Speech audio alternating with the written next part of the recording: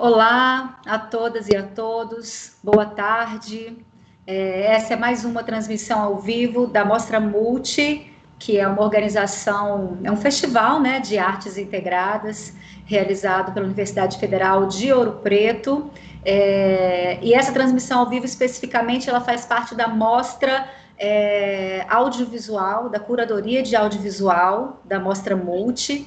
E aí é um prazer estar aqui com vocês. Eu sou Lara, vou fazer a mediação dessa conversa super bacana com duas mulheres que admiro muito sobre mulheres e cinema. Depois vou passar o tema mais específico para vocês aqui. Mas vou passar algumas instruções sobre a dinâmica da live, da transmissão ao vivo primeiro, para quem está assistindo, né? A gente começa a transmissão simultaneamente pelo Instagram e pelo YouTube, Instagram @minfop, pelo YouTube da Mostra Multi, youtube.com/Mostra Multi, e aí depois tem aquele prazo, né, do Instagram de 1 hora, então depois de 1 hora, nossa live aqui no Instagram cai, para quem está acompanhando no Instagram, a gente pede para migrar para o YouTube, que aí a gente dá continuidade à conversa lá. Ou então, se vocês preferirem, já assistam direto lá no YouTube, que aí a conversa flui sem interrupções, ok?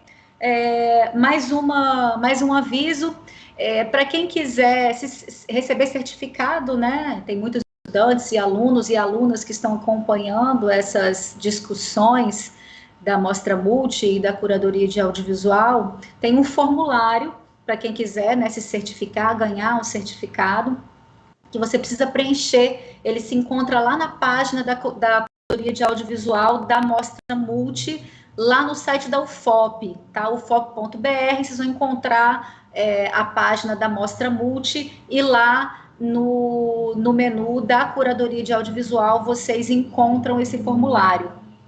Mais um aviso, quem quiser mandar perguntas, a gente está recebendo aqui pelo Instagram também, lá pelo YouTube, nos comentários, a nossa equipe técnica e de produção vai organizar as perguntas para a gente poder encaminhar depois para as nossas convidadas, que hoje são as queridas Lilian Werneck e Érica Severnini. Um prazer tê-las aqui. Boa tarde, Lilian. Boa tarde, Érica. Vou fazer uma breve apresentação de vocês e aí depois a gente começa esse bate-papo.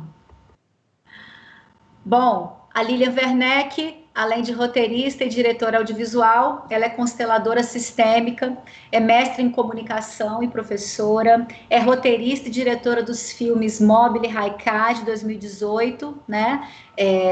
Financiado pela Lei Municipal de Incentivo à Cultura aqui de Juiz de Fora, e de O Mobile, a Admiração de 2008, também financiado pela Lei Municipal de Incentivo à Cultura daqui da cidade. É também roteirista e diretor dos DVDs musicais Clipes Mundo Ludo, de 2016, do Grupo Lúdica Música, e também do Diversões Lúdicas, do Grupo Lúdica Música. Também dirigiu diversos VTs publicitários, dentre eles o premiado pelo Tubal Siqueira, né, o prêmio. E aí o VT foi o da Unimed, 40 anos. Esse VT é maravilhoso, realmente. É lindo. Lindíssimo. E agora a Érica Severnini, apresentando também doutora e mestre em arte e cinema pela EBA UFMG, coordenadora do curso de rádio, TV e internet da UFJF, coordenadora do Cineclube Lumière e Companhia, é autora do livro Índices de um Cinema de Poesia e coautora do livro póstumo de Eduardo Leone, Reflexões sobre a Montagem Cinematográfica. Ambos saíram pela editora UFMG. Ela é líder do grupo de pesquisa Estética e Pensamento Cinematográfico, membro do Mídia Arte, também EBA, UFMG, e da Rede Ibero-Americana de Investigadores em Narrativas Audiovisuais. Esse nome é em espanhol, mas eu estou traduzindo para o portunhol aqui, depois a Érica vai me consertar. Enfim, meninas, muito obrigada pela participação. O tema de hoje é Lugar de Mulher também atrás das câmeras e onde mais ela quiser. Vai ser um prazer conversar com vocês sobre isso. A gente começa, então, com a contribuição da Lilian, né? A Lili vai ter um tempo aí para falar, de mais ou menos 20 minutos. Depois a gente passa para a Érica e aí a gente abre para as perguntas, ok? Boa noite, meninas. Olá, muito obrigada pelo convite. Olá, Érica, prazer conhecê-la, estar aqui com você. É uma honra, né, estar contigo. Prazer, Lili.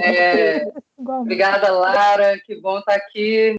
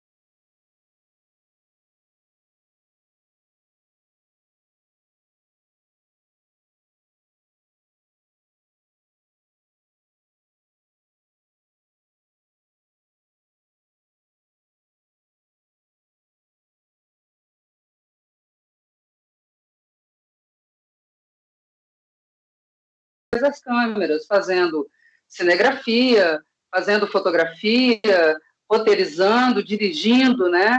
E é lógico que já existem mulheres diretoras há séculos, desde o começo do cinema e da arte, as escritoras, as mulheres, elas já existem. Não é que não tinha, a questão é que não tinha visibilidade, a questão é que não tinha projeção. E agora, já de algum tempo para cá, é perceptível que o próprio movimento feminista, mas não só ele, mas o próprio movimento audiovisual, vem buscando dar destaque para a mulher no seu lugar, ou reconhecê-la como do mesmo tamanho. Aqui, a gente conversando no Skype. Deu algum problema aqui no áudio? Eu acho que deu um problema, né, Evandro? Voltou? Rolou um burburinho da nossa produção aqui, gente, mas é assim mesmo, a gente tá... Então, essa coisa do ao vivo, aí eu acho que eu tô recebendo um aviso aqui de que para você repetir essa fala inicial, Lilian, se não for muito complicado, porque cortou o seu áudio, tá? No YouTube, o Evandro falou aqui para mim. E o áudio do Evandro vazou um pouquinho aqui na nossa transmissão também, mas isso não é um problema. Eu vou então falar um pouquinho, me digam, por favor, se está bom chegando para vocês aí. Aliás, olá, boa noite a quem está aqui nos assistindo, né? Não falei com quem estamos mediando, mas você que está aqui conosco assistindo a esse seminário é muito importante nesse processo. Quando a gente fala de estar atrás das câmeras ou estar à frente, é para você, público, que recebe esse produto audiovisual, que nós fazemos esse trabalho. E era por isso que era tão importante, já continuando na minha fala, se tiver tudo bem, que as mulheres estivessem e ocupassem lugares de autoridade na produção desses conteúdos, porque é a expressão da voz feminina, da voz do feminino, que às vezes não tinha espaço, né? Aquela pergunta, mas é possível, sim, um diretor escrever sobre o universo feminino, mas uma diretora ou um roteirista, né, enfim, uma roteirista, vai ter também uma visão que é muito peculiar do universo feminino, que é da experiência própria.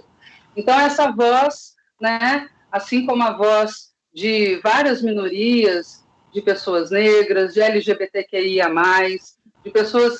Ontem nós assistimos um documentário ótimo falando sobre o Disclosure, que eram as mulheres trans no cinema, como que elas foram retratadas ao longo de muito tempo como algo ruim, e que a importância de poder retratar como realmente são.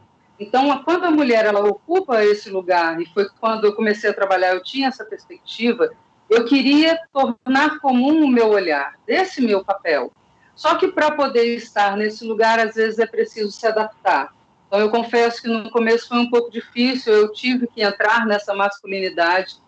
Achava, inclusive, que eu me abusava muito nesse papel, de ter que me adaptar mesmo àquele meio. Eu pegava pesado, queria ser mesmo estar mais atuando nesse papel. Com o tempo, eu fui percebendo que, através do meu próprio processo do feminino, e além de diretora e comunicadora, eu sou também consteladora sistêmica, e isso me trouxe o olhar sistêmico, não só para a minha vida, mas para o meu trabalho. Eu percebi que um papel de liderança, principalmente quando ele é assumido por mim, mulher, lésbica, que tem uma voz muito própria e muito particular do meu tempo, posso estar nesse papel de liderar uma equipe de 30 pessoas, cada um no seu brilho, fazendo nascer um produto que pode ter o tempo que for, vai trazer uma ideia nova, uma estrela nova que surge. E negar esse lugar a uma mulher é muita crueldade, além de ser, né, completamente equívoco. É um equívoco puro, porque a mulher é próprio desse feminino, e aí eu não estou falando só do mulher gênero, eu estou falando do feminino masculino que nós temos, porque o feminino ele tem que atuar em conjunto com esse masculino para poder estar nesse lugar. Os dois se unem, né? Acho que quando nós trabalhamos com papéis mais de produção, como foi o meu caso, né? Tá ali, botar a mão na massa, correr atrás de locação, escolher elenco, fazer o roteiro, fazer a direção, fazer a edição, isso tudo são processos que nós, mulheres, fomos alcançando aos poucos esse espaço. Eu tenho a graça, fortuna, né, de ter ocupado várias dessas funções. Né? Então, eu fui lá e meti a cara, eu quero aprender a editar. Então, eu observava o editor ao meu lado, aprendia com ele, e aí fazia o meu próprio processo e falava, eu sou editora, eu tenho essa... E assim fui construindo a minha carreira.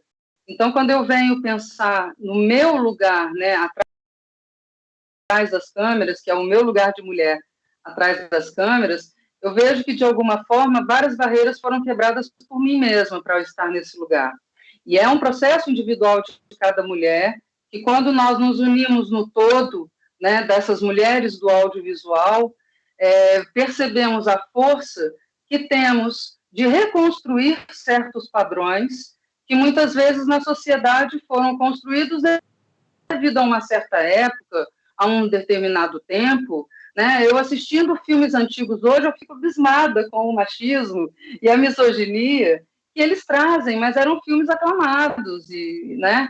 Enfim, é nosso papel, já que estamos agora mostrando as caras mesmo, inclusive mostrando as caras do que é ruim. Olha, aconteceu isso comigo, quando eu fiz aquela produção, eu não gostei, não é justo, isso é crime, e aí vem esses movimentos que estão, né, fazendo com que os sets cinematográficos não sejam mais locais de abuso, porque já foram. E então, por vários motivos, é um terreno árido para nós mulheres. Deixa até a garganta seca, eu vou beber um pouquinho de água. E esse terreno árido que nós mulheres fazemos, às vezes é exatamente isso, hidratar, trazer um certo olhar que é diferente, tem as suas diferenças. O feminino, ele tem umas diferenças em relação ao masculino. Não é que são ambiguidades opostas. Na minha opinião, eles são muito fluidos, é algo muito fluido.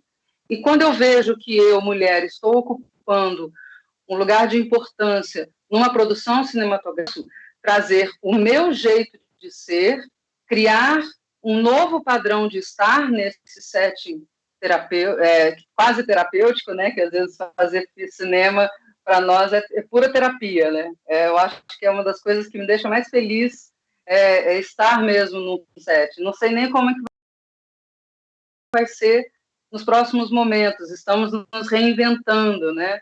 Eu acho que é até uma pauta interessante essa que é toda online, com seminários online. Eu acho isso ótimo. Eu acho que é isso que o feminino traz, é criar em momentos essenciais. O cinema, sem esse criar, não é nada. A semente que nasce é exatamente quando eu tenho uma ideia e eu posso realizá-la. Então, é exatamente esse encontro do feminino com o masculino que há em cada um de nós, independente de gênero, que faz com que o cinema ou outras artes ou qualquer coisa, na verdade, na vida aconteça. Então, esse é o meu ponto de vista, né? Negar um espaço desse de liderança para a mulher não dá mais. Então, nós já estamos neste lugar.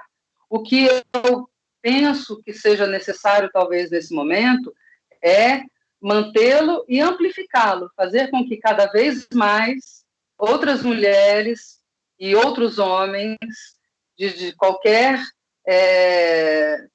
tipo de pessoa que queira trabalhar com arte possa e tenha essa possibilidade de estar atuando no seu local de preferência e na sua habilidade, né? Eu, por exemplo, queria trabalhar com direção, mas acabava na produção. Então, eu tive que escolher o meu caminho para atuar na produção. Então, fui através das leis de incentivo à cultura. E nisso, eu agradeço muito a Lei Murilo Mendes, daqui de Juiz de Fora, que me possibilitou belíssimos trabalhos, assim como que vocês vão ver, inclusive, na mostra. Eu agradeço também ao Novo Tempo, que traz a possibilidade de recursos de acessibilidade, como eu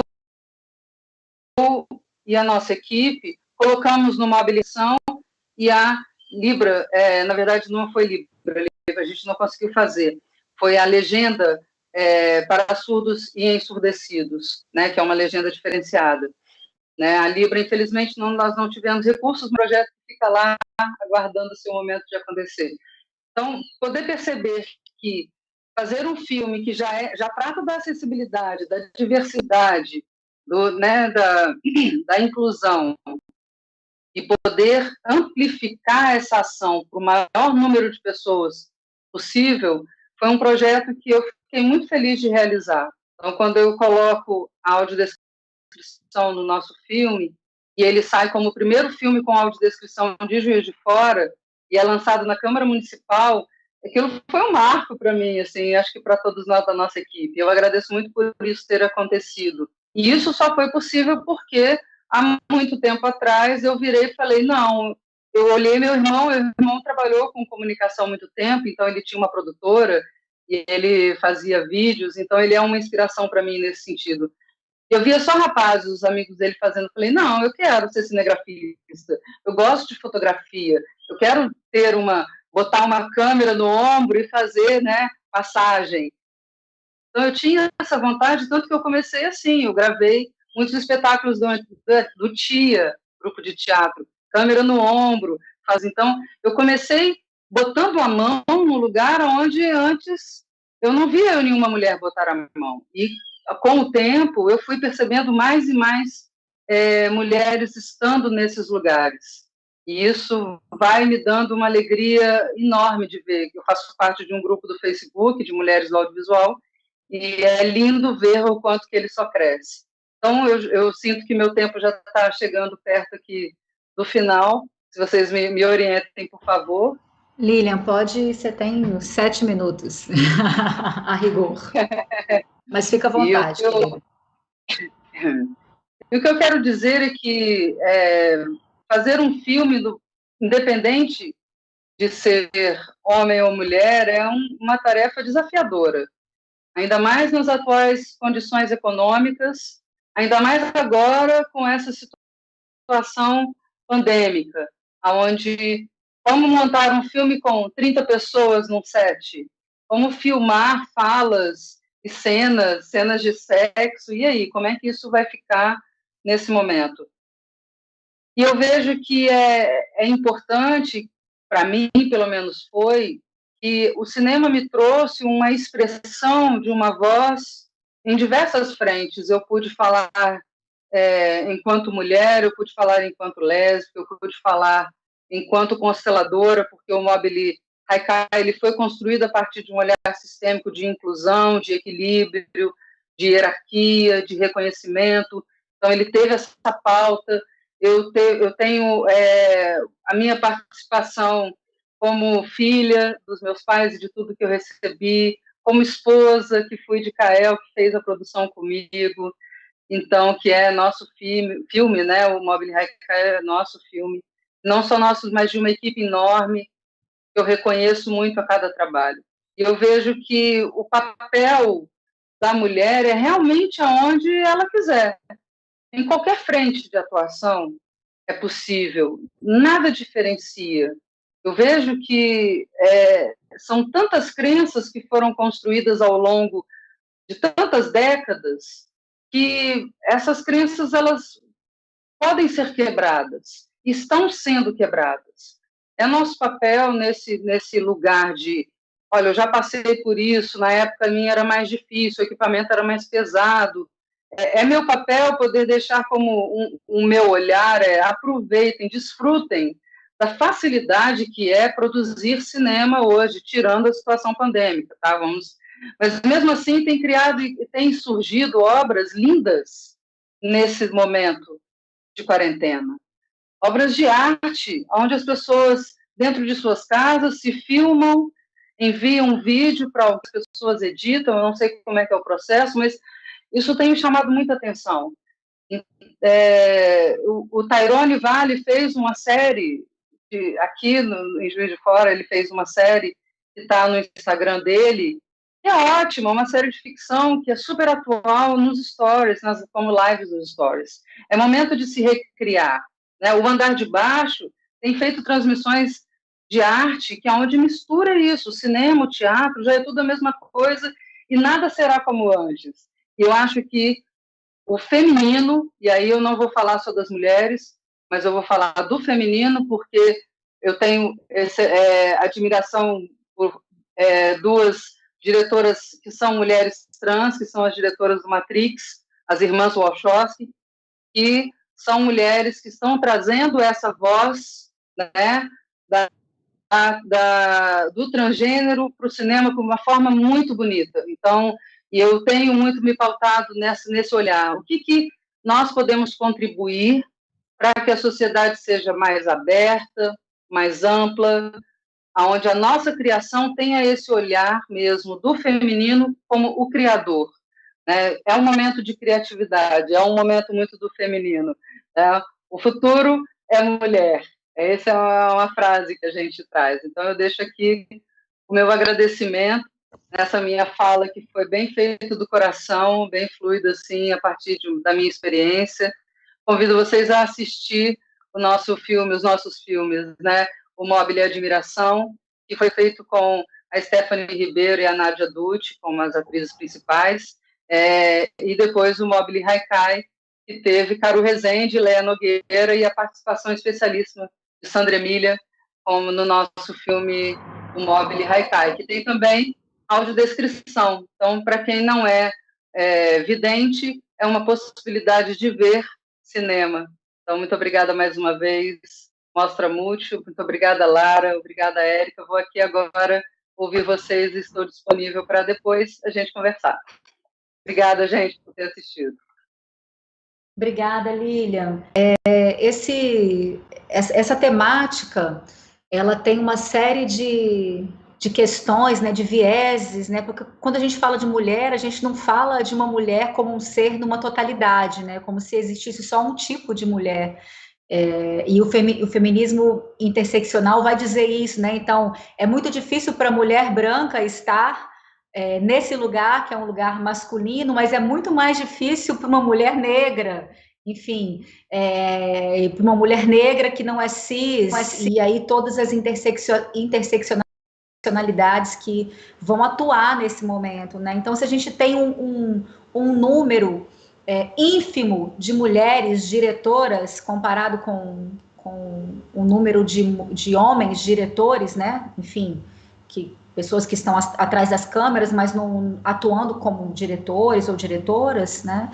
Esse número, considerando pessoas negras, diminui ainda mais, e considerando mulheres negras, diminui ainda mais. Eu acho que eu não tenho esse número de cabeça, mas já vi pesquisas sobre isso, é menos de 2%, né? É muito pouco, talvez a Érica possa nos ajudar. né? Então, esses desafios, eles estão transpassados por questões sociais, por questões políticas, que estão relacionados a preconceitos, né? Que não é só o machismo em relação à mulher enquanto um ser total, né? Mas o preconceito da mulher negra, o preconceito da mulher trans, o preconceito da mulher homossexual, o preconceito, enfim, de todas o que atravessa, né? E aí me lembrei de uma cineasta iniciante chamada Caroline Maia, que está para lançar um documentário chamado Aqui Não Entra Luz, que ela faz uma relação entre a senzala e o quarto de empregada na atualidade, né? Então ela faz essa analogia, como se o quarto de empregada fosse um análogo de um local que se chamava senzala, né? E ela faz isso a partir de uma experiência dela, porque ela é filha de uma funcionária doméstica e ela viveu esse local, né? Não só simbolicamente, esse local do quarto de empregada, ela viveu num quarto de empregada. E esse filme ele está angariando financiamento coletivo, enfim, para ser possível, mas já tem assim uma grana, já conseguiu alcançar alguns valores assim que tornam possível a realização, né? Então, assim, uma cineasta, mulher, negra, cavando o espaço nesse momento, esse momento seja também, né, com toda a sua tragicidade, com tudo que a gente não quer de volta, embora a gente tenha que aturar durante alguns anos, né?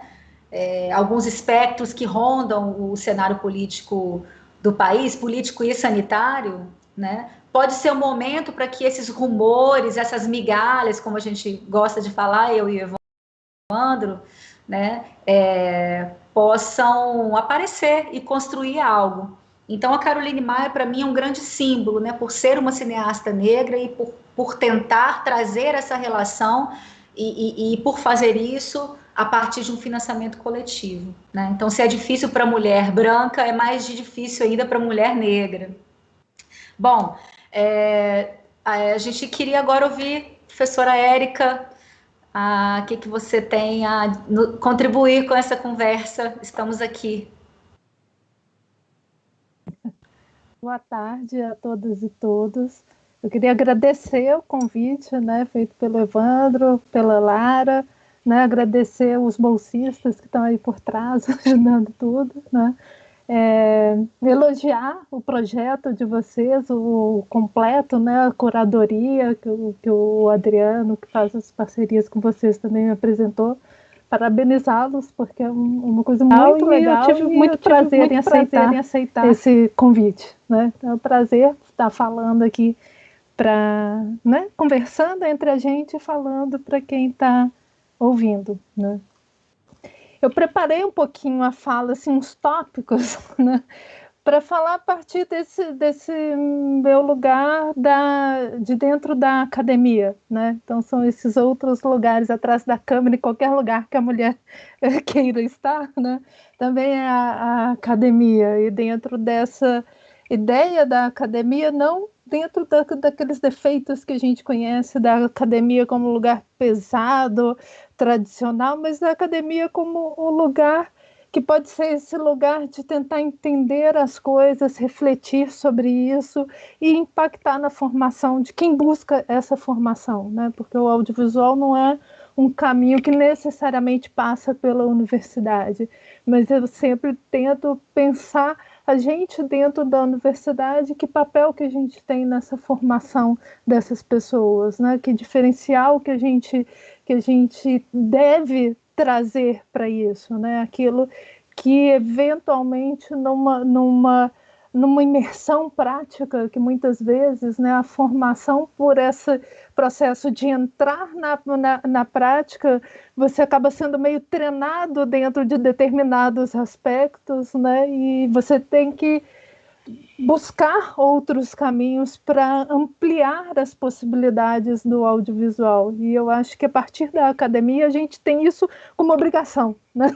Dentro de uma formação mais livre, a pessoa pode buscar isso, mas a academia a gente tem que pensar nisso, né? E passa por refletir sobre essas temáticas, né? Refletir sobre isso que não é um detalhe, né? Às vezes as pessoas pensam assim, a reivindicação da mulher é só por uma questão numérica, né? Já que tem mulheres, então tem que ter mulheres e homens por igual, sendo que a gente que trabalha com a área de comunicação, não só do audiovisual, a gente sabe o que significa a construção de um imaginário, principalmente pensando num cinema ficcional, né, dentro de um modelo clássico, que é o que predomina, em que esses discursos eles estão todos camuflados, né? É do que a gente chama do discurso transparente, que é uma naturalização de um discurso.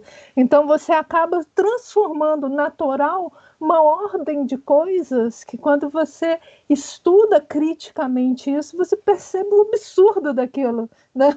Se a gente vê a produção audiovisual, entrando mais especificamente agora no tema, né, a partir do que é a produção audiovisual, agora generalizando, né, mundialmente, é um mundo muito estranho, esse mundo dominado pelos homens, né, por dois aspectos que eu acho que são extremamente importantes para essa conversa da gente, que passa, que esses aspectos todos a Lilian já falou de alguma forma, né, eu só estou trazendo de uma forma um pouco mais dentro né, dessa meu lugar da academia, né?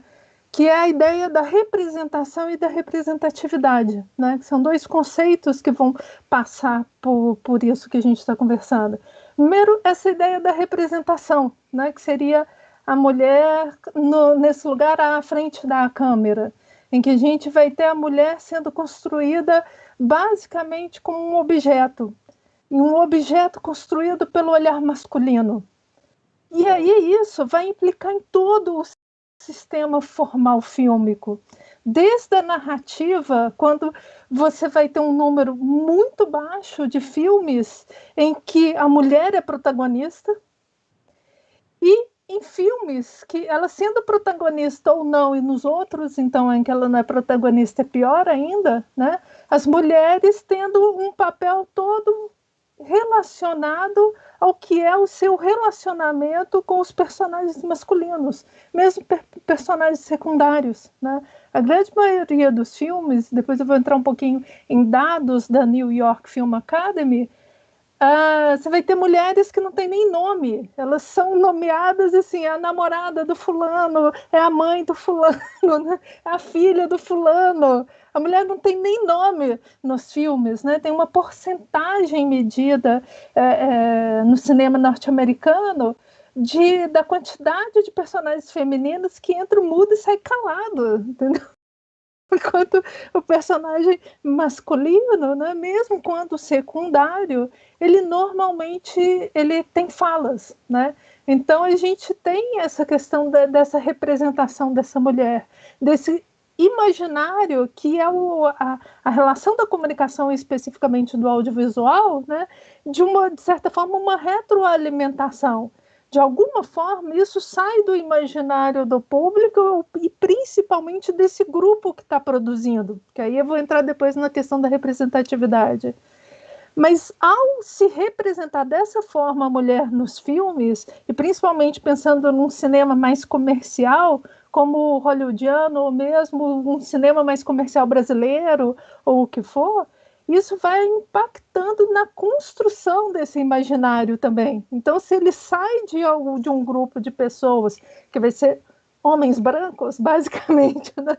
Mas fala para o público como um todo, dentro dessa lógica de um discurso transparente que naturaliza, então é como se o mundo fosse assim, né? Só que é muito louco quando você pensa nesses números em termos de representação. Como assim o mundo é assim, né? Nesse sentido, a gente vai ter vários testes que foram criados, mas são muito mais manifestos como provocação, né? Que o mais famoso deles é o teste Bechdel, né?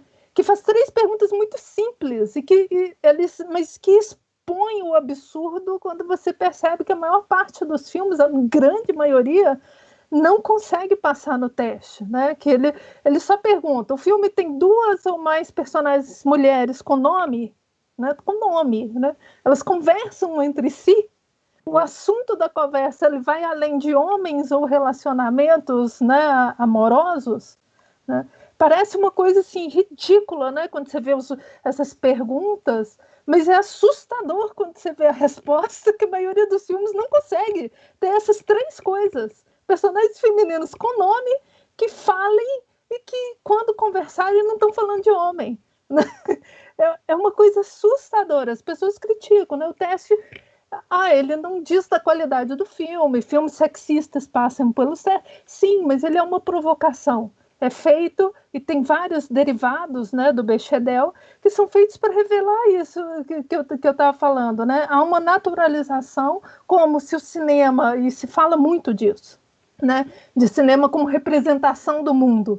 Então o cinema se vende como uma representação do mundo, mas é um mundo onde a mulher não tem nome e não fala outra coisa se não for sobre homens ou sobre relacionamentos, né? Então se cria um discurso de que esse é o mundo, estou só representando o mundo, só que é uma representação que nos coloca nesse lugar, né? Que é à frente da câmera, mas como o objeto do olhar masculino, né? Então, e aí entram todos os outros aspectos formais, não só de narrativa, mas dos enquadramentos, a questão da nudez e tudo mais, que em números também vão revelando de como essa representação da mulher, né, muda, que não tem nem identidade, né, e como esse objeto não só um objeto, mas um objeto de desejo, dependendo da personagem, né? Então, a questão da representação, ela é muito séria, e ela está diretamente relacionada à representatividade, ou seja, qual é a participação da mulher na cadeia produtiva, né? Então, isso que eu falei, se isso é a construção de um olhar sobre um determinado grupo, se o grupo é só masculino, branco, cis, você já tem aí a resposta de como representação e representatividade estão interligadas. Que a ideia de representatividade impacta diretamente na representação, impacta diretamente em como a sociedade nos vê. E no diagnóstico também de como esse grupo ou essa sociedade está nos vendo, né? E aí as questões, como se as questões de representação já não fossem sérias, né? As de representatividade são assustadoras, né? Aí eu tô com a minha colinha aqui, tá? Vou falar com vocês os números, porque números eu não guardo assim, não, né? Então, desse levantamento que eu falei de uma pesquisa do New York Film Academy, no ano de 2014, em Hollywood, apenas 9% dos longas foram dirigidos por mulheres e 13% foram roteirizados. Narrativamente, apenas 12% tinham personagens protagonistas. Apenas 30% das mulheres tinham fala, contra 70% dos personagens masculinos. Mesmo, e aí quando fala assim, não está falando de personagem principal, né? Está falando de secundários, está falando de figurante, né? Está falando de todo mundo. Homens, mesmo em papéis super secundários, eles costumam falar, né? E 58% das personagens só eram identificadas por suas relações afetivas com os homens, aquilo que a gente tinha falado. É só a namorada do fulano, é a esposa, né? Dentro daqueles estereótipos, né? A namorada louca, né? A dona de casa, perfeita, esse tipo de coisa, né? E nesse mesmo estudo da New York Film Academy, na verdade um outro estudo, mas deles mesmo, em 500 filmes que eles estudaram de 2007 a 2012, eles detectaram que a forma de tratar o personagem feminino muda sim quando você tem mais mulheres em postos chaves da cadeia produtiva, né? Então isso não é um detalhe, né? Como a Lília bem disse, não é que um homem não possa tratar bem desse assunto, mas é porque a gente está num ambiente, a gente está falando só de cinema, mas a gente sabe que isso pode ser extrapolado por vários outros setores, né? A gente está num ambiente masculino e que foi sistematicamente negado à mulher, né? Quando a gente vê, igual atualmente, né, o nome que aparece recorrentemente dentro da história da Alice Guy, né, que é uma das pioneiras do cinema, né, e que ela rigorosamente foi apagada da história do cinema. E ela não era uma desconhecida. Então é uma escolha apagar essa mulher da história, né? Quando você vê lá que ela teve décadas de produção, ela esteve entre os pioneiros do cinema, né? Ela vai ser uma das responsáveis pelo estúdio Gaumont na França. Ela fez mais de 1000 filmes, né? E dificilmente você vai achar o nome dela em algum lugar. Isso não pode dizer que é um acaso, que foi um desconhecimento, né? Que isso aconteceu. Quando você vê um documentário como aquele The Cutting Edge, que fala sobre montagem e que fala, por exemplo, que no início do cinema, quando começa a se montar filmes, né, eram as mulheres que montavam porque se associavam a uma atividade menor, porque era como você costurar. Então, enquanto montagem parecia uma coisa menor, eram as mulheres que dominavam, a maioria eram montadoras. Quando se começou a perceber que a montagem era um momento extremamente importante no processo criativo, as mulheres sumiram da função.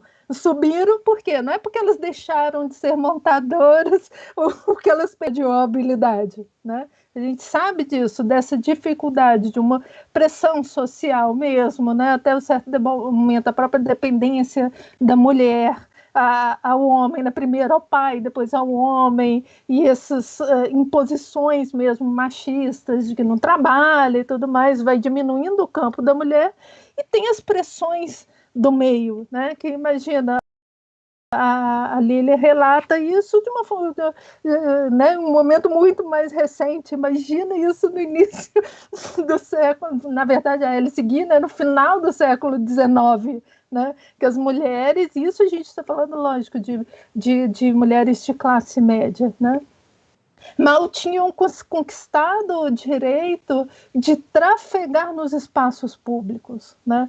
Porque até o século XIX as mulheres estavam muito encerradas às suas casas. É toda a mudança em termos de urbanização e tudo mais que vai colocar a mulher para fora de casa, né? No século XX. Então imagino que essas mulheres, né, passaram, né, nesse início e nesse processo, né, que eu estou falando, não é um processo que é vendido como naturalizado, né? Isso que a Lília falou, que eu também ouvi isso durante a minha graduação inteira, que eu fiz rádio, TV e internet. Rádio e TV não era internet ainda, né? A internet é o que eu coordeno agora. Que eu era estagiária no laboratório e só tinha eu de mulher. E aí, assim, as pessoas ficavam super incomodadas. Eu subia nas coisas, mexer com câmera, mexer com iluminação, fazer as coisas todas, e várias, mas fora da universidade, em outras oportunidades, me foi negado esse espaço, alegando isso, né? E a Lara me conhece, a Lília não. Eu sou uma mulher de 1,76 m de altura, entendeu? Grande e forte. Entendeu? Tem muito homem, muito menor, mais fraco que eu. Então, se não aplica nenhuma mulher, a mim definitivamente não se aplica essa coisa de que eu não ia dar conta de carregar o negócio, né? Mas só de você ser mulher, você é frágil. Imagina, eu fico assim, gente, olha para mim, né? A fragilidade, não sei onde é que vocês estão vendo, mas tudo bem, né? Então, assim, tem essa questão mesmo sistemática de negar esse espaço às mulheres, né, independente se cis, trans, né, que aí vem os complicadores, né, quando você vem a questão racial, né, a questão da identidade de gênero, né, mas a princípio só de você deixar de ser homem branco cis, o espaço já é mais complicado, né. Em termos de realidade brasileira, né, é basicamente o mesmo panorama, né? Tem um estudo que fala assim, em termos de produção audiovisual, que eu estava falando mais ficcional, mas produção audiovisual como um todo, em 2016, de 2.606 obras de cinema, né, ficcional ou documental, vídeo, variedades, animação, reality show produzidos no Brasil, apenas 19% foram dirigidos por mulheres, nenhuma negra. Né? 23 foram roteirizados por mulheres, também nenhuma negra, e 41% das obras contaram com o trabalho das mulheres na produção executiva. Que a gente pensa, não, legal, né? Tá numa posição de chefia importante, mas também revela aí, no fundo, uma certa visão sexista, quando você pensa que mulher é boa para organizar as coisas, né? De cuidar de detalhes, então mulher pode ser produtora, né? Ela não pode ser diretora, porque ela não tem pulso, né? Ela não pode fazer direção de arte, fotografia, essas coisas mais técnicas, hard, né? Inclusive porque a mulher não entende dessas coisas, né? A mulher quase que não sabe colocar na tomada, né, o equipamento. Tanto que em outra pesquisa fala aí especificamente em termos de longa-metragem, né, que repete um pouco os números, de 142 filmes brasileiros, 28 foram dirigidos por mulheres, só 16% foram roteirizados por mulheres e nenhuma negra. Agora, em direção de arte e fotografia, né, essas que eu falei, os setores mais técnicos, mulher não entende dessas coisas, é mais absurdo ainda o número, 6% e 8% só de mulheres que ocuparam direção de arte ou direção de fotografia. Né, a produção executiva foram 37%, por exemplo, para dar uma dimensão, né? E eu estou quase finalizando, porque acho que eu já estou falando muito. Dá uma dimensão. Pode finalizar, querida. Obrigada, Para. Dando uma dimensão dessa coisa da representatividade, né? Desse universo estranho que a gente vê no cinema. Pensando em população brasileira, né? 51% são mulheres. Agora, dentro das obras ficcionais brasileiras, só 40% dos personagens são mulheres, né? E com todas essas, repete-se basicamente todas aquelas características que a gente vê na pesquisa do New York Film Academy, né? De como essa mulher é representada, né? De que mesmo quando protagonista, né, isso aparece muito. Eu vejo as minhas alunas muito preocupadas com essa coisa da representação Disney, das princesas Disney, né, que ela é bem característica dessa coisa de como uma representação que vem sendo martelada desde criança vai conformando, de certa forma, a sua visão sobre o mundo e sobre si mesma como mulher. Né? Eu tenho muitas alunas que se debruçam sobre isso. E uma das coisas que a gente vê é mesmo os filmes assim, que eventualmente elas são protagonistas, o universo do Conto de Fadas é mais terrível nesse aspecto, né? Elas quase sempre dependem do homem para salvá-las. Né? Então, assim, que protagonismo é esse no final das contas? E isso, sim, são coisas, né, que a gente percebe em termos de estudos acadêmicos, né? A gente sabe que na universidade como um todo há uma maioria de mulheres, né, discentes, principalmente, isso vai variar com a área, mas ainda assim não é um espaço que fica livre. A universidade, ela, por mais que ela tenha esse caráter crítico, né, ela reflete bastante essa sociedade, né? É o que eu percebo, por exemplo, em termos de experiência pessoal, né? Mansplaining, então, rola constantemente, né, na universidade. Constantemente você fala uma coisa, daqui a pouco vem um homem e fala com mais ou menos as mesmas, né, com outras palavras. Nossa, que coisa fantástica, né? Enquanto você ou foi execrada ou te ignoraram, né?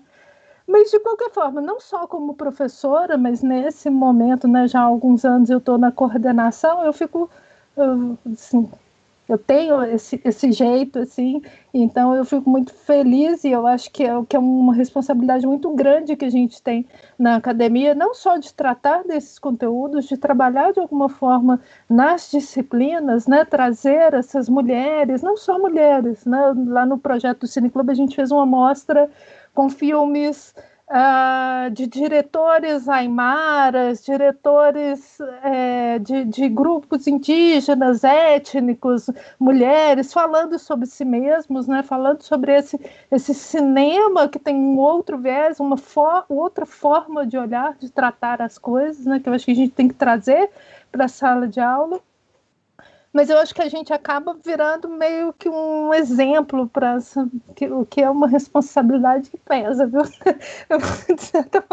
Um exemplo, né, principalmente para as mulheres, né, discentes, mas também para os homens, de ter que lidar, né, com mulheres que assumem esse papel, que assumem funções, que assumem protagonismo, né, que tem uma posição mesmo no mundo, né? Eu espero estar conseguindo cumprir minimamente esse papel. E estou aí para a gente conversar. Obrigada, querida. Obrigada, Érica. Obrigada, Lili, de novo pela fala. Pedir para quem está acompanhando a gente pelo Instagram para migrar para o YouTube. A gente vai continuar a conversa lá. Eu tenho 3 perguntas aqui. Vou fazer 2 primeiro, que são para as duas. E aí são perguntas que eu gostaria de fazer para vocês, tá? E aí é o seguinte, bom, me parece, e aí é uma percepção bastante empírica, né, que especialmente no Brasil, muitas diretoras mulheres têm apostado mais num cinema de digital, né, com digital, no sentido da autoralidade, né, num cinema de subjetividades, enfim, em que há uma intenção fortíssima, assim, de explicitar na narrativa a autoralidade, a experiência, né, da diretora. E aí, para citar um nome que é bastante famoso hoje, né, a própria Petra Costa, mas há muitas outras diretoras que se embrenham por esse caminho, diretoras iniciantes, a própria Caroline Mai, que eu falei aqui do Aqui Não Entra Luz, né, e me parece que, na verdade, isso funciona mais como um ato político, né, de reivindicar a subjetividade como algo positivo, né? E me parece também que há mais mulheres fazendo isso do que homens, há mais mulheres diretoras fazendo isso do que homens diretores, né? Queria ouvir um pouco de vocês a respeito disso, se vocês têm essa percepção.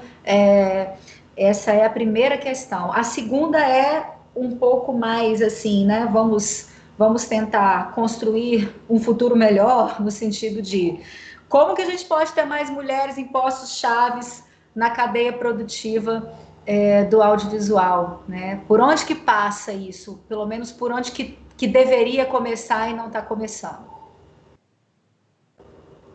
Bom, se você quiser, você quer começar, Érico, eu posso falar. Não, pode falar, Lília, lógico. Queria agradecer, inclusive, a sua fala, que foi ótima. Foi muito bom poder ouvir esse lado acadêmico. Eu acho que é muito importante a gente ter esse olhar de que, né, esse movimento das mulheres indo para atrás das câmeras, à frente das câmeras e reivindicando as suas representações honestas, né, já existe há muitos e muitos anos, e na academia é onde esse lugar tem voz, né, como você falou, através dessas experimentações e desses estudos e das validações que a gente tem uma possibilidade de estar atuando no cinema ou na produção audiovisual de uma forma autoral, que é o que a Lara perguntou, né? Será que isso é um lugar mais das mulheres ou no Brasil está acontecendo? Isso eu não sei medir, eu não sei mensurar, né? Mas é importante se trazer esse dado, que mais mulheres hoje em dia têm feito trabalhos autorais. Eu sempre fiz meu trabalho autoral, eu acredito nessa projeção de que a minha história que eu quero contar, ela de uma forma subjetiva, porque eu permito que também cada um tenha o seu próprio olhar sobre a história, ela não é uma história fechada, e eu acho que o subjetivo é muito isso, essa é a minha visão, mas ela não é fechada, qual é a sua visão, vamos trocar um pouco sobre isso, e eu vejo que esse é um movimento que talvez tenha uma certa força quando vem de uma mulher, mas eu também não quero excluir, né? Eu não quero que isso seja um movimento, não, menos homens têm feito isso. O que eu vejo é que é um lugar onde a mulher vem se enquadrando, né? O cinema autoral subjetivo. Mas eu vejo também o outro lado, onde mulheres têm feito blockbusters, cinemas de ação, como, por exemplo, o The Old Guard, que acabou de estrear no Netflix, é uma produção que eu quero citar aqui, porque é de uma diretora, ele é super ação hollywoodiano e é uma voz de mulher.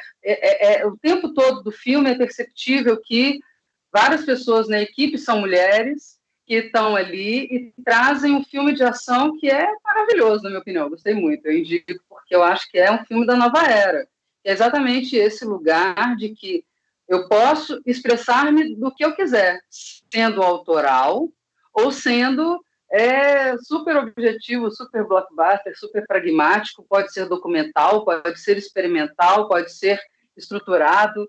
O que eu vejo é que quando há uma direção de uma mulher ou uma escrita de uma mulher, as atuações, a produção, como, por exemplo, foi também nos meus filmes, a maioria da minha equipe era de mulheres, né? Eu vejo que há possibilidade com isso de que as vozes sejam mais equilibradas e que a expressão do feminino aconteça. E essa expressão do feminino, ela não tem como, mesmo no filme de ação, mesmo no blockbuster, ela é o subjetivo. Ela deixa, eu vejo que esse é o brilho da mulher. Se eu for botar assim uma diferenciação que eu consigo ver, é esse brilho de que é o subjetivo. O objetivo é o masculino, o subjetivo é o feminino. Então, eu acho que ter cinemas autorais mais subjetivos e isso ter um número ligado à quantidade de mulheres diretoras, eu acho que é um caminho de expressão que é próprio desse campo. E que bom que está crescendo, porque também tem o seu público e ele é enorme e é um caminho onde é possível se expressar do jeito que quer expressar. Né? Então, essa é a minha resposta para a primeira pergunta. Quero ver se passar a palavra a Érica, por gentileza. Depois a gente passa para a segunda pergunta. Tá. Olha, eu acho, Lara, assim, eu também não saberia dizer se há mais mulheres nesse movimento, né, a partir do digital, que facilita, de certa forma, o acesso às coisas, né, embora audiovisual é caro por princípio, mesmo uma produção pequena, né, não é uma coisa que dá para você fazer sem um mínimo de uma equipe, né, mas há mais possibilidades. No digital, se pensando em canais também de distribuição, que quebra o que é uma das grandes dificuldades do cinema brasileiro, por exemplo, que é ocupar as salas, né? Não do cinema brasileiro, a gente sabe que mundialmente, como o do indiano e tudo, a produção hollywoodiana ocupa todos os espaços, né? E aí você não tem visibilidade, você não consegue nem financiamento para outros projetos, porque a gente tem que entender como uma cadeia isso daí que passa por várias etapas e que fazer o filme não é só uma realização pessoal que eu tenho o filme pronto. Se eu quero trabalhar profissionalmente com isso e não ter o cinema como hobby, né, eu tenho que ter meus filmes visíveis, né? Eu tenho que ir ganhando espaço e público. Né? Uma das grandes dificuldades também no Brasil é essa formação do público, que é formada basicamente por teledramaturgia, né, e por Hollywood. e que tem dificuldades com esses outros discursos. E o digital traz uma coisa muito legal, que além das acessibilidades de equipamento, ou seja, de produção, de distribuição, de exibição, tem uma lógica de nicho, né? De você ter canais direcionados e que você acaba tendo um público que é o público que te interessa, e dentro dessa lógica vai se criando outras formas mesmo em termos de mercado, né? De projeção. Então, eu não sei se as mulheres estão se aproveitando mais do que isso, do que os homens, né, disso. Mas eu acho que sim, é uma coisa que passa muito, porque isso tem a ver com o momento do feminismo, dessas demandas por direitos. Então, passa sim por essa questão política. Mas aí eu acho que não é só das mulheres. Porque aí eu acho que você tem uma produção negra, LGBT, então eu acho que é muito mais a questão de um grupo, de grupos que precisam lutar pelos seus direitos, né? E por isso acabam colocando essa questão política. E a questão estética autoral, né? Ela se torna política. Quando você busca uma forma de falar que seja desse seu lugar como mulher dentro dessa sociedade preconceituosa, sexista e tudo mais, e você se coloca como negro dentro dessa sociedade racista. Então você busca formas, né? Isso é uma coisa que vem lá desde os russos, né? Que vão procurar uma forma revolucionária, né? Para o cinema, a partir do momento que eles querem uma revolução na sociedade, passa muito pelo cinema, novo cinema latino-americano, que busca uma forma fílmica que expresse esse lugar de terceiro mundo, né, pejorativo. E no livro lá da Shohei do Stan, eles até problematizam esse termo, né? Mas eles falam também desse quarto cinema. Então, é quando você pensa que existe um cinema comercial, né, que a gente vê no Brasil, principalmente ligado a Globo Filmes e tudo, mas tem outros tipos também, né, outras produtoras, e que você tem um cinema que é esse cinema independente, que o quarto cinema para eles é isso. É esse cinema indígena, é esse cinema negro, é esse cinema LGBT, é esse cinema da mulher, e que são cinemas que sistematicamente tiveram negados acesso à produção, à exibição, à distribuição, à formação de um público que dialogue com ele. Então, eu acho que o digital ele atende a isso, a uma necessidade represada sistematicamente desses grupos todos, incluindo as mulheres. Ótimo, Érica. Vocês querem comentar sobre a segunda pergunta? Sim, por favor. Só para eu lembrar um pouco dela, é como trazer mais mulheres para esses lugares, né? Como que a gente pode ter, né, mais mulheres em postos chaves na cadeia produtiva do audiovisual? Por onde que tem que começar?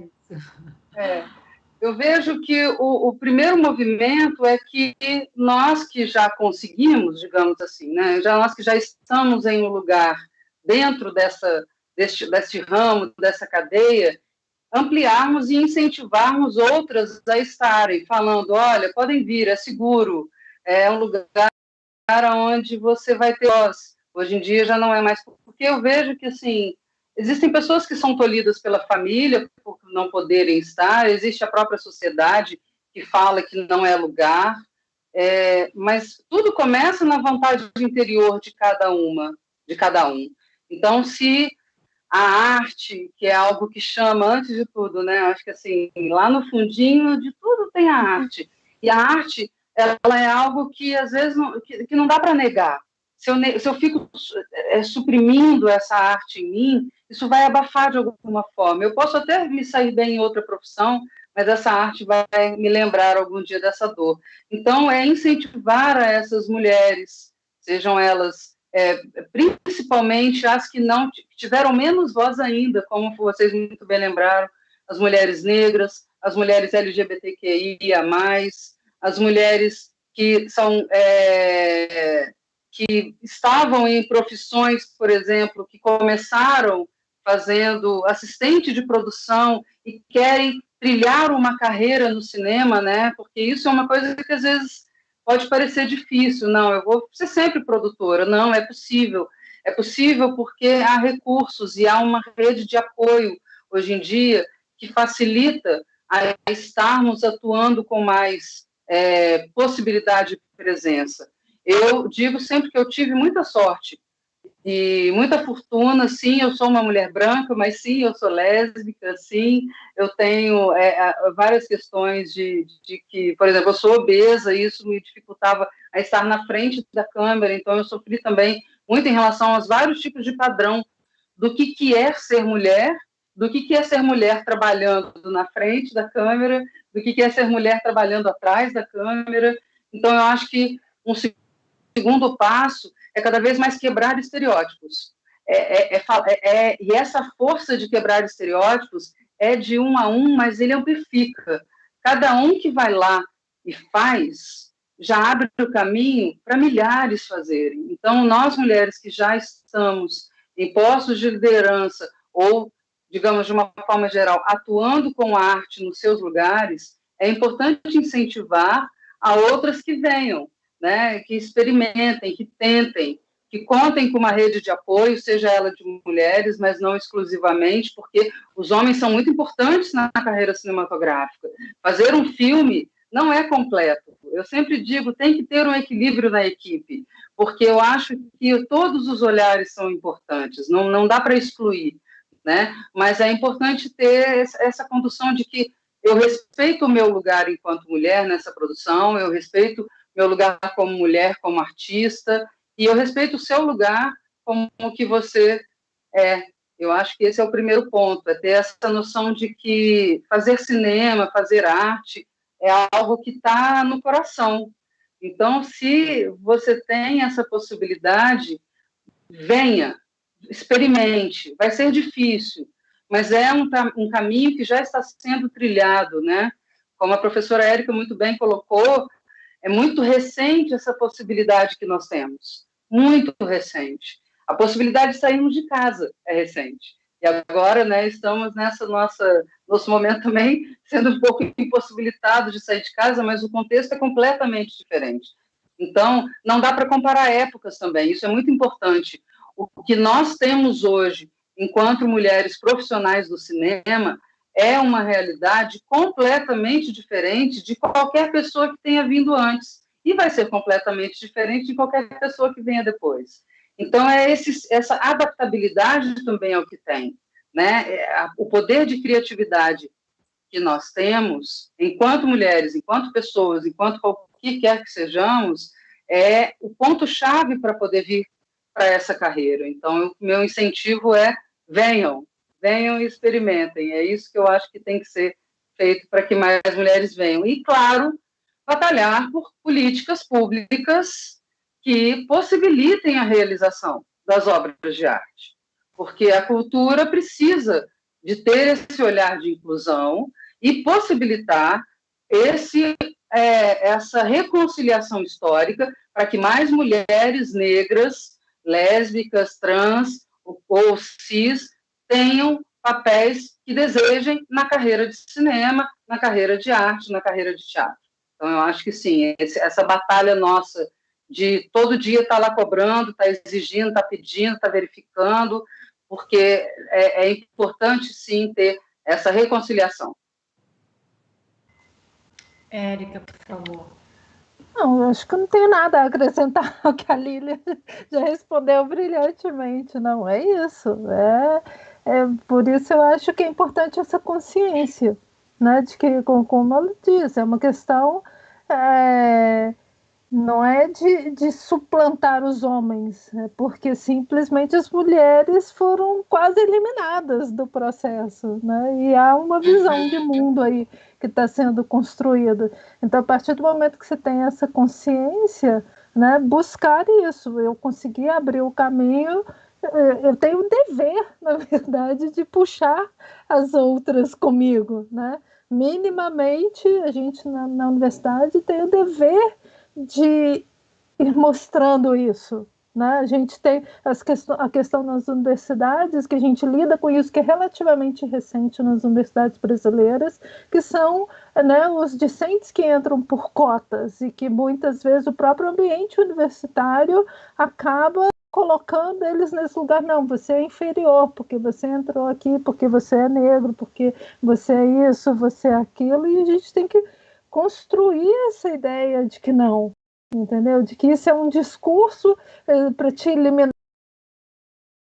do processo, mas que você tem que se colocar, né? Então a gente tem esse papel de incentivar, assim como quem está na produção tem que pensar nessas questões da equipe e de como isso impacta, sim, no discurso que está sendo construído, né? Não é um detalhe se tem maioria de homens, se tem minoria de mulher, se não tem negro, se não tem LGBT, se não tem uma diversidade ali, você tem um discurso quase sempre, lógico que não é sempre, né, mas tende a ser um discurso de um viés só, né, que inclusive simplifica as questões, né? Então, a gente na universidade tem esse papel de tornar essas coisas conscientes e que isso levem a ações desse tipo, né? De você conscientemente pensar na composição da sua equipe, nos espaços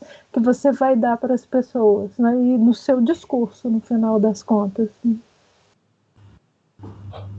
Perfeito. Acho que se a gente pudesse pensar em 3 palavras assim que resumem bem essa questão, né, do que fazer, né, para ter mais mulheres, né? Acho que a gente podia pensar na reflexão crítica, né, que é o que a gente faz na universidade também e em outros espaços de produção de conhecimento, não só na universidade, nos espaços de formação. Né, que tão necessárias, extremamente necessárias, políticas públicas, inclusive políticas afirmativas nesse sentido, né, e a representatividade. Também acho que a gente pode pensar nesses 3 pontos a partir da fala de vocês. Bom, eu tenho mais 2 perguntas aqui do YouTube, e aí vocês ficam à vontade, se as 2 quiserem responder as 2, eu vou jogar as 2 perguntas, e aí vocês, né, fiquem à vontade para dividir da forma como vocês quiserem. Se quiser responder uma só, não quiser responder nenhuma, tá? A primeira pergunta é a seguinte, vou jogar no vento. A primeira pergunta é a seguinte, as plataformas de streaming nos dão acesso a produções não hegemônicas, mas mulheres estão em lugares de criação importantes.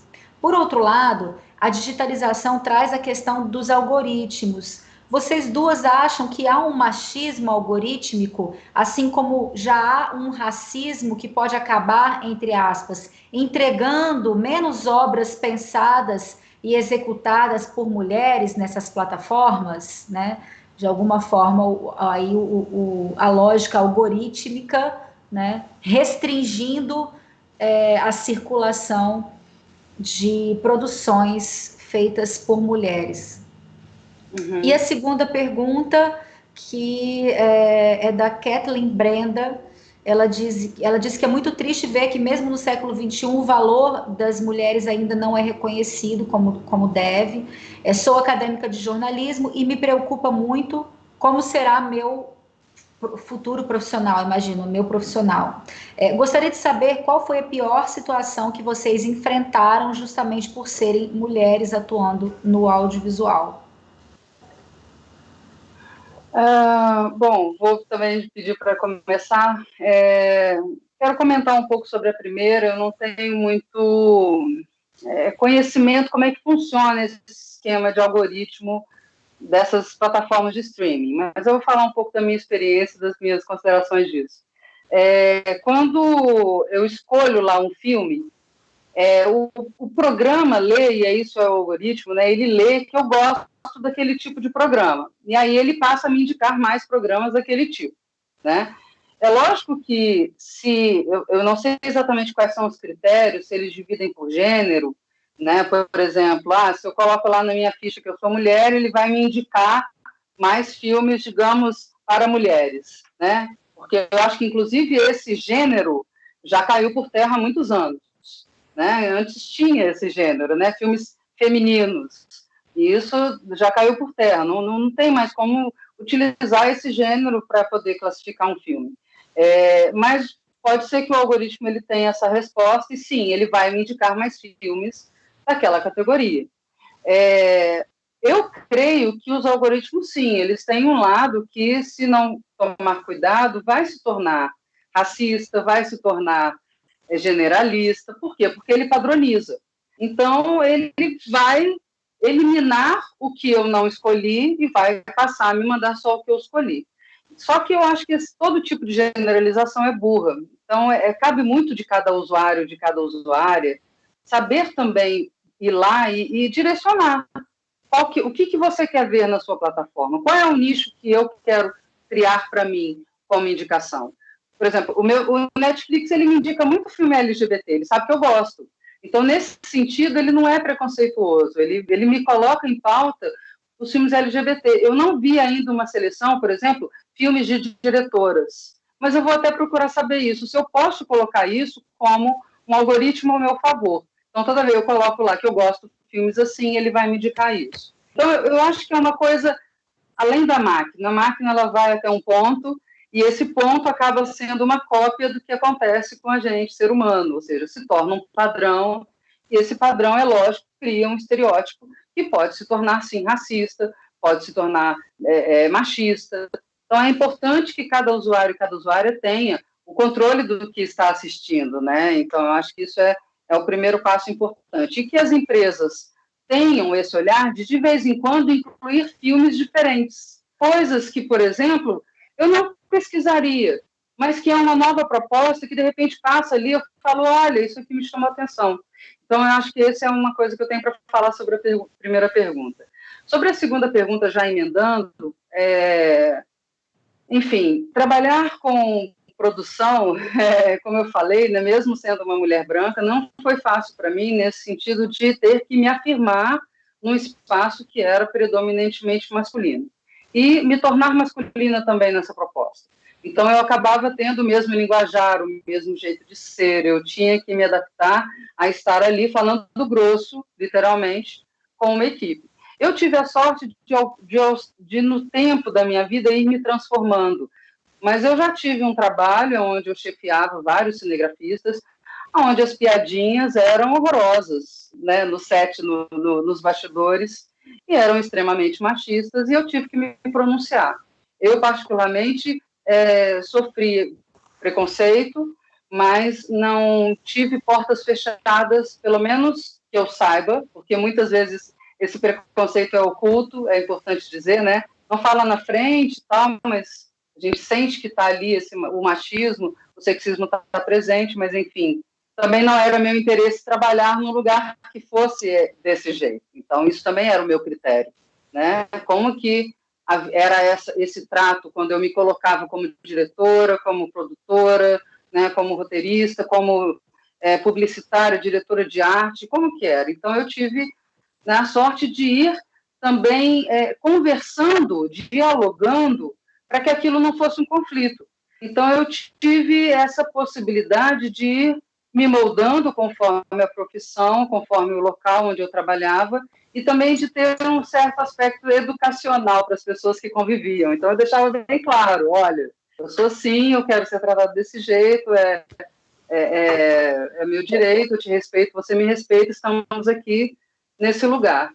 Então, eu acho que estar em uma produção onde o campo é abusivo não faz bem para ninguém das partes envolvidas. Então, se por acaso você que está começando, seja mulher, seja homem, seja qualquer pessoa, e entra num set e percebe que há um ambiente abusivo, denuncie, ajude a pessoa que está sendo abusada a não estar mais naquela situação, porque isso é uma memória trágica que o cinema e a arte trazem, né? Desde a escolha do elenco até a divulgação do filme, né? É uma história trágica que é real.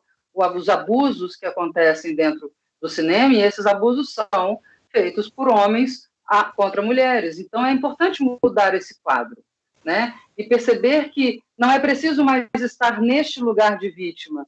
A gente pode trocar e tirar essa roupa e estar no lugar de autoridade, de genuinidade, de autenticidade, de equilíbrio, sem conflito, né? E perceber que eu não preciso também me tornar uma agressora num set para poder me evitar que eu seja agredida. Então é importante ter, e esse olhar foram as constelações que me trouxeram, então eu agradeço muito por esse equilíbrio que hoje eu posso ter na minha vida, né, e em qualquer profissão que eu tenha. Eu acho que isso é uma sugestão que eu digo para lidar com esse ambiente que às vezes é realmente um pouco árido, como eu já disse.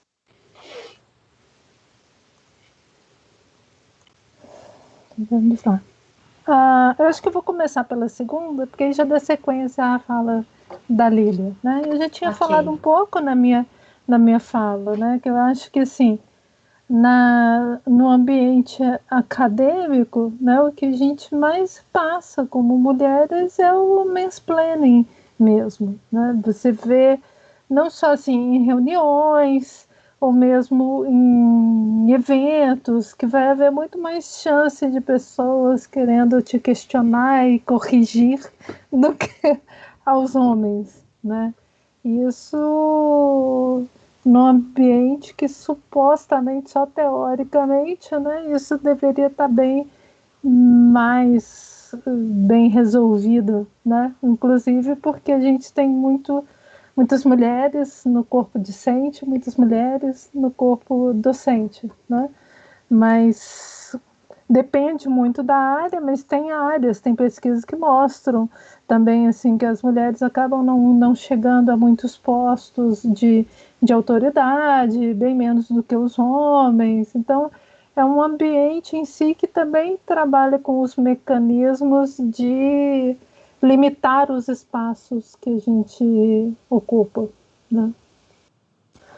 Quanto à plataforma, eu não sei se o algoritmo das plataformas, né, de streaming, elas teriam essa mesma lógica do algoritmo que a pessoa, que quem fez a pergunta fala, que são aqueles algoritmos, né, de reconhecimento e tudo, que já foi feita uma comprovação, né, de a população negra é muito mais identificada, né, como sujeitos, né, suspeitos, porque eu acho que passa primeiro por essa questão de que a gente tem plataformas, assim, grandes plataformas tipo Netflix e da Amazon, que trazem uma grande diversidade de produções em termos de países, de filmografias, que a gente, de outra forma, não tem muito acesso, né? Na nossa programação de TV, mesmo de TV a cabo, e a gente não tem acesso, muito menos na sala de cinema, pelo domínio norte-americano. Mas, ainda assim, costumam ser produções, assim, que tem uma certa estrutura de produção por trás. A produção independente mesmo, mais experimental, nessa encontram muito lugar. Mas, por outro lado, tem vários serviços de streaming, alguns até gratuitos. Eu, coincidentemente, na semana passada, eu estava numa banca de qualificação, fiz um levantamento de uns canais. Então, assim, tem canal brasileiro, Afroflix, tem a Retina Latina, de cinema latino-americano, que esses canais, sim, vão buscando esses nichos, que eu já tinha até falado numa resposta ali, de que o digital permite esse tipo de produção. Com relação ao algoritmo, né, voltando um pouco nisso, então, assim, os canais, os de streaming mais comerciais, eles têm uma diversidade de produção, mas que eu acho que não chega no independente, e tem os canais de streaming realmente independentes que vão trazer mais diversidade, né? E aí, o que eu acho é que não é propriamente o algoritmo a questão de sugestão, é o catálogo desses serviços de streaming. Por isso que eu fui falando sobre essas diferenças. Então, dentro do Netflix e da Amazon, vai predominar uma produção que vem com todas essas questões que a gente tem falado, da produção audiovisual dominada por homem branco, cis. Então, independente do que você busca ali, né? A grande maioria vai ser uma indicação que, mesmo que tematicamente ou em termos de gênero atenda ao seu gosto, é dentro de um viés de uma produção que já tem esse perfil, né? Que é anterior à própria ideia da plataforma, né? Mas o catálogo é a plataforma que escolhe. Então, o algoritmo busca seus gostos, mas dentro de um catálogo deles. E aí o catálogo, a definição deles do que entra no catálogo, antes mesmo do algoritmo, é que vai definir esse predomínio de determinado perfil aí das produções, né? Então, eu acho que a grande questão é essa, eventualmente. E outra é de que na área de comunicação, na interface com a educação, né, a gente fala, é a questão da formação do público. O público como um todo, né, ele vai nesses catálogos, ele vai buscar aquilo que ele já conhece.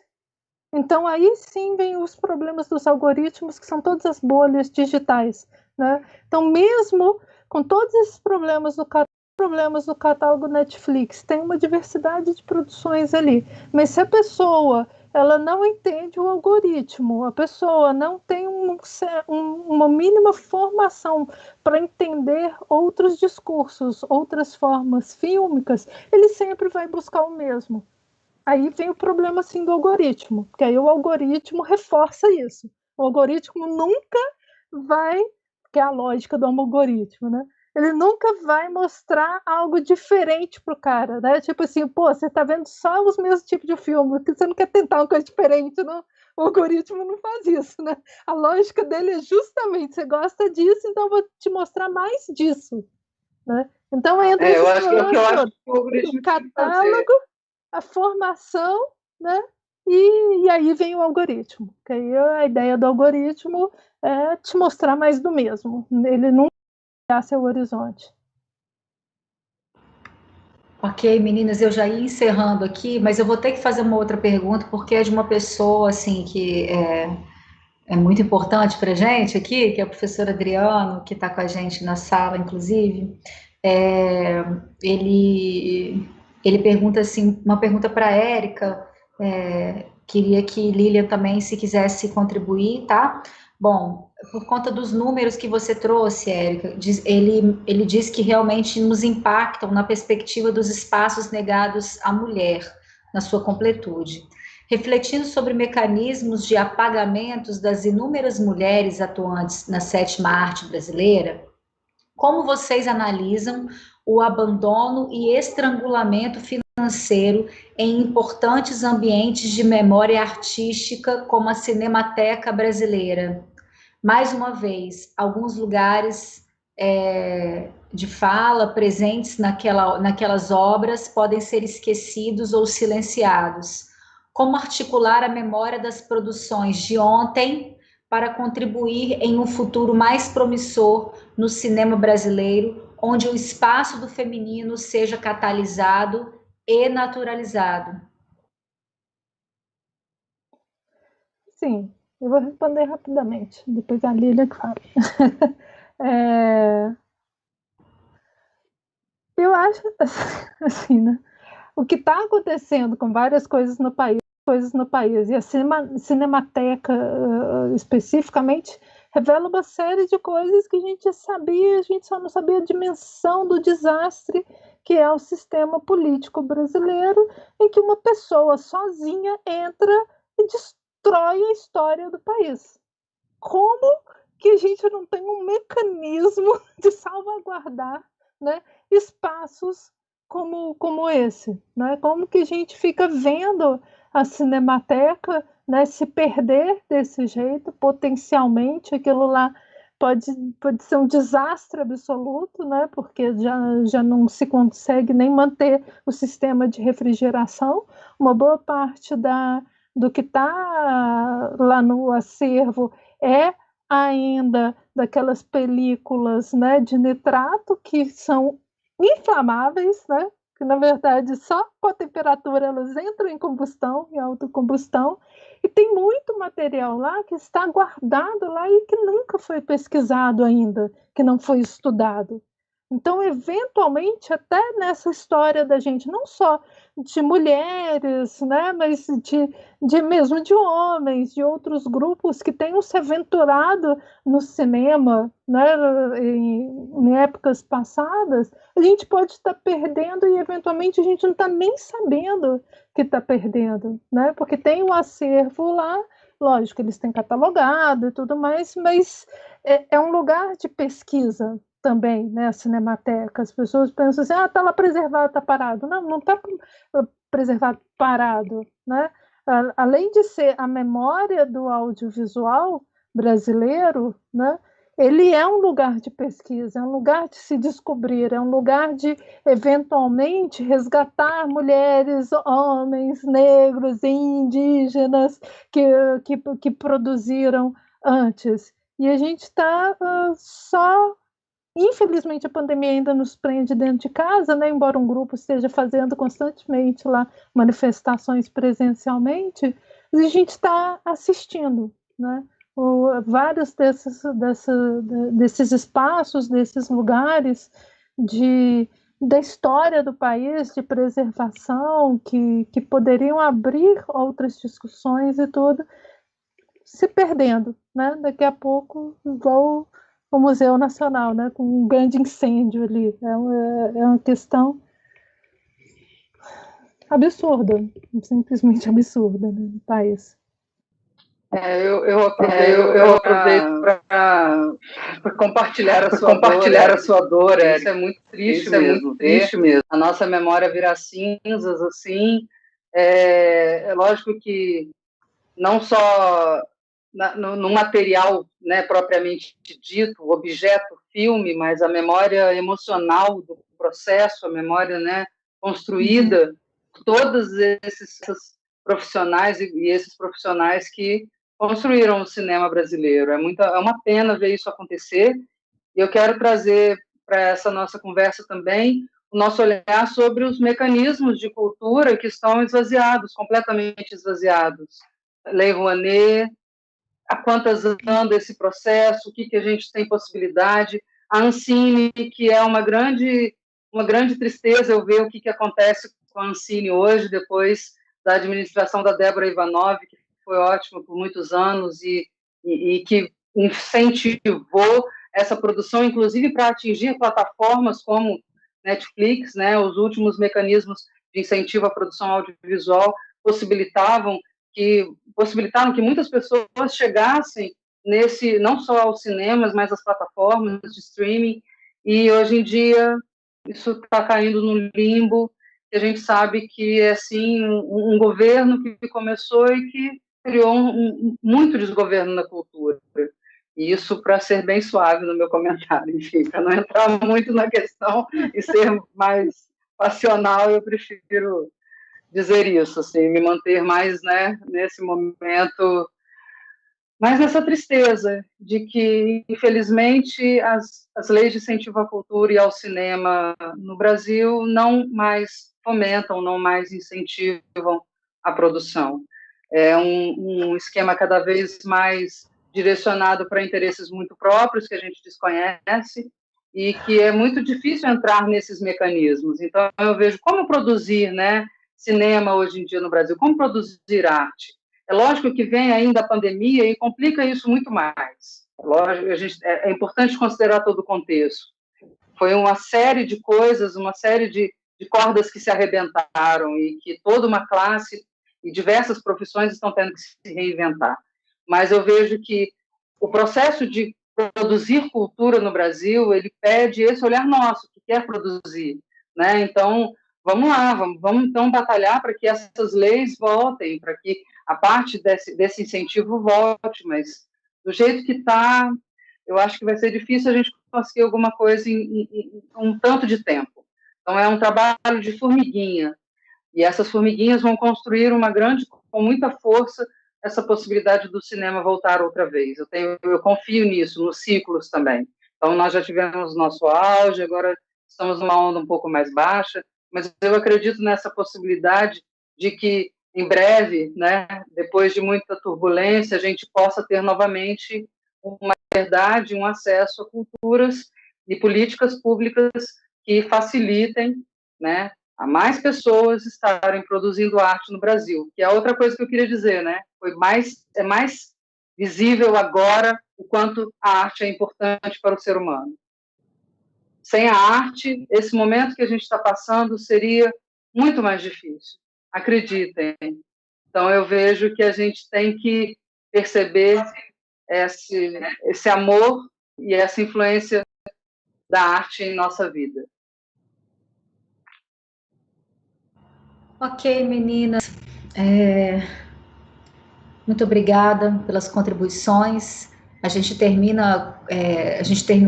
apontando um cenário bastante trágico, porque é assim que nos parece e é assim que nos toca, né?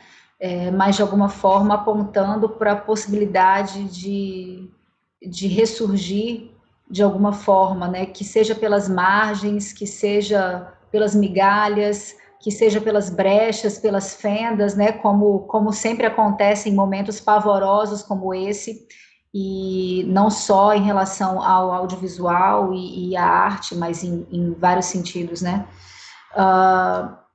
Então, queria agradecer vocês por essa conversa, que foi maravilhosa, e queria dizer também para todos que assistiram, todos e todas, né, sobre o certificado, para preencher o formulário lá, para quem quiser ter a certificação da participação, tá? Já falei no início ali, tá no site, na página da Mostra Multi, ok? E convidar também a todas e a todos que estão assistindo para assistir também na próxima semana, na quinta-feira, o último seminário. Quero agradecer os envolvidos, Evandro, Gabriel, Elvis, Adriano, Lucas, todos que estão envolvidos e se empenharam para que fosse possível essa transmissão e esse pensar sobre a mulher no cinema, a mulher no audiovisual. Queria saber se vocês querem dizer alguma coisa para finalizar. Não, só queria agradecer, foi um prazer estar aqui, foi um prazer conhecer a Lília. Ótimo mesmo, eu acho que são discussões muito importantes que vocês estão trazendo, então é uma ótima oportunidade estar aqui falando com vocês, né, falando para o público, né, a conversa fica lá no YouTube, então quem quiser depois assistir, né, a coisa vai se prolongando, né, e novamente só parabenizar a todos vocês pelo projeto como um todo, pelo seminário. Okay. Eu quero agradecer, em primeiro lugar, ao Lucas, que fez o contato comigo e me convidou para poder fazer parte da mostra, depois a cada uma das pessoas envolvidas na curadoria da Mostra Multi. A Lara, querida, muito obrigada pela sua mediação, foi excelente. A Érica, um grande prazer e uma honra poder estar aqui conversando contigo. Muito obrigada pelos ensinamentos que você trouxe. Ao Evandro, querido amigo, um beijo especial em você.